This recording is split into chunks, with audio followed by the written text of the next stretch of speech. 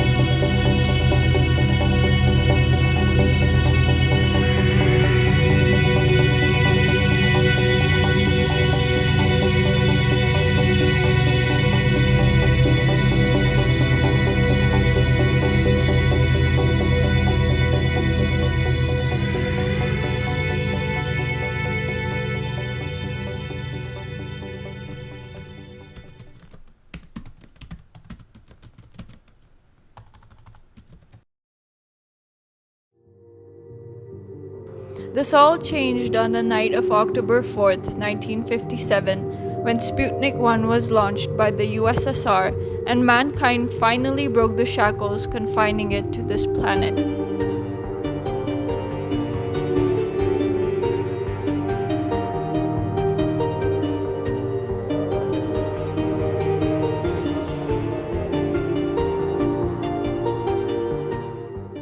Today, a new moon is in the sky, a 23-inch metal sphere placed in orbit by a Russian rocket. Here, an artist's conception of how the feat was accomplished. A three-stage rocket. Number one, the booster in the class of an intercontinental missile. Its weight estimated at 50 tons. The smaller second stage took over at 5,000 miles an hour and carried on to the highest point reached. 500 miles up, the artificial moon is boosted to a speed counterbalancing the pull of gravity and released. You are hearing the actual signals transmitted by the Earth-circling satellite, one of the great scientific feats of the age. What followed was a revolution, a space race that resulted between two superpowers vying for scientific and technological domination.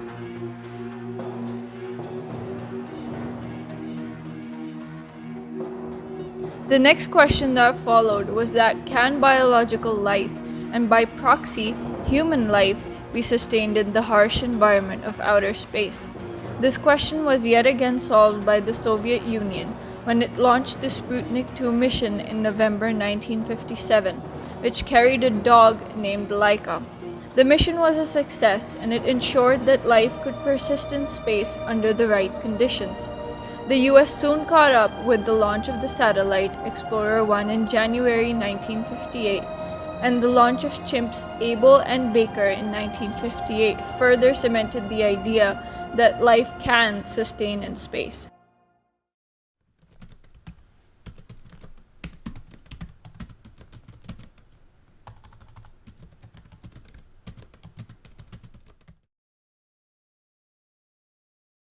The next step was human spaceflight. A couple of more tests involving animals were sent until April 1961, when Yuri Gagarin became the first man in space, breaking our bond with Earth for all time to come. Gagarin was followed by the American astronaut Alan Shepard, who was launched into space a month later. The only logical challenge after this was to land a man on Earth's only satellite, the Moon.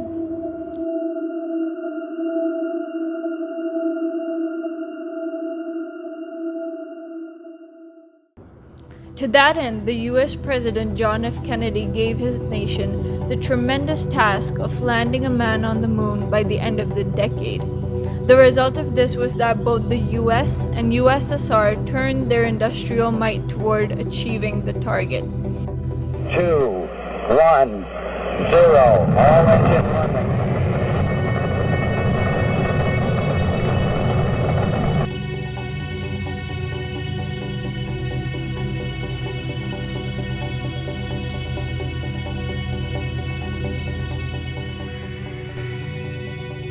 A lot of innovations were made to achieve this task, such as the first spacewalk by Soviet cosmonaut Alexei Leonov in 1965, the first rendezvous in space by the American Gemini 6, also in 1965, and the first manned circumlunar mission by the American Apollo 8 in 1968.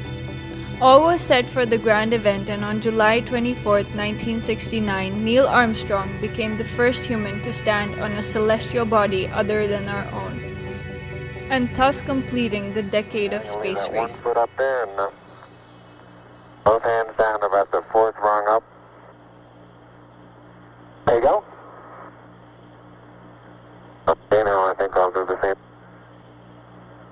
After Apollo 11, space exploration took a turn toward long-term living in outer space and exploration of other planets in our solar system. To that end, numerous unmanned space probes were launched, most significant of which were the Voyager 1 and Voyager 2 space probes. Launched in August 1977, Voyager 2 was to take advantage of a once-in-a-lifetime astronomical event, the perfect realignment of the outer planets, thus enabling it to visit all of them in one mission. Voyager 2 was followed by Voyager 1 in September 1977. Voyager 1 is currently the most distant man-made object in space, and it left the solar system, entering interstellar space in August 2012. 1. We have ignition, and we have liftoff. We have liftoff of the Titan Centaur carrying the first of 2 Voyager spacecraft to extend man's senses farther into the solar system than ever before. 12. To ensure long-term living in space, several space stations were launched into Earth's orbit. These stations were a cross between living quarters and scientific labs. Space stations launched include Soviet Salyut and Mir stations and American Skylab space station. However, as the Cold War ended, international cooperation became a commonplace in space exploration, and no project further cemented this than the International Space Station, or the ISS. Truly a marvel of engineering, the ISS is the largest man-made satellite in Earth's orbit. As of now, about 244 individuals from 19 countries have lived and worked at this station. With all being said, there is another part of human space exploration that cannot be ignored: the role of women in it.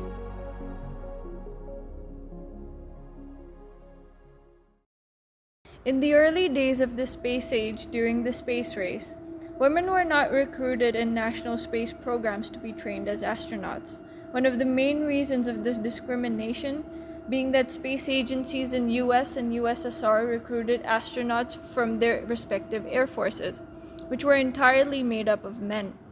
In all this, the Soviet Union launched the first woman in space, Valentina Tereshkova, in 1963.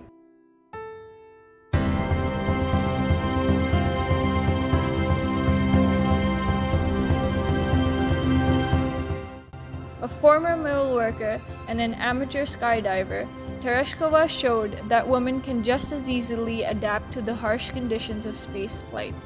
However, this tremendous progress was out on hold for another 19 years, until 1982, when Svetlana Savitskaya became the second woman in space, followed by Sally Ride, the first American woman in space, in 1983. This set in motion the entry of women into spaceflight, and in the coming decades, more and more women were involved in space programs. Amongst them, the most notable names were that of Krista McAuliffe, the first teacher to fly on a spacecraft and one of the victims of the Challenger disaster of 1986.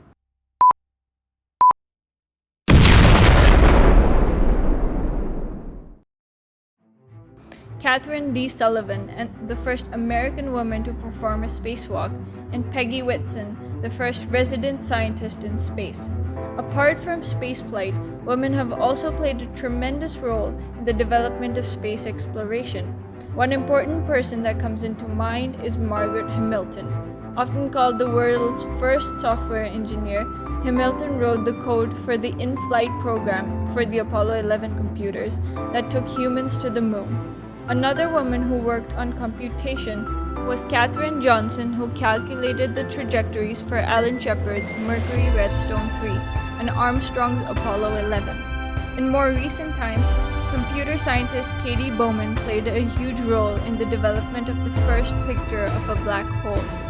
Her algorithms were used in the stitching of various pieces of data collected over time to produce a clear and coherent image of the supermassive black hole at the center of the M87 elliptical galaxy.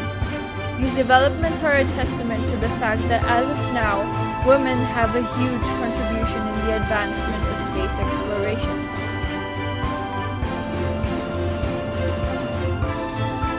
Humans have come a long way from the preliminary days of space exploration, and the future looks very bright as commercial companies have entered the game.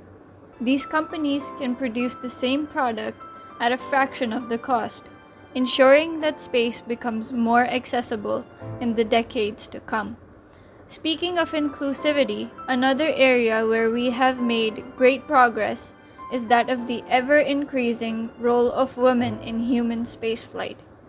There is still, however, a long way to go and many leaps to overcome, as women, though making roughly 50% of the human population, only make 10% of all space travelers to date. This sentiment can best be described by the following quote from the first woman in space, Valentina Tereshkova. "A bird cannot fly with one wing only. Human spaceflight cannot develop any further without the active participation of women."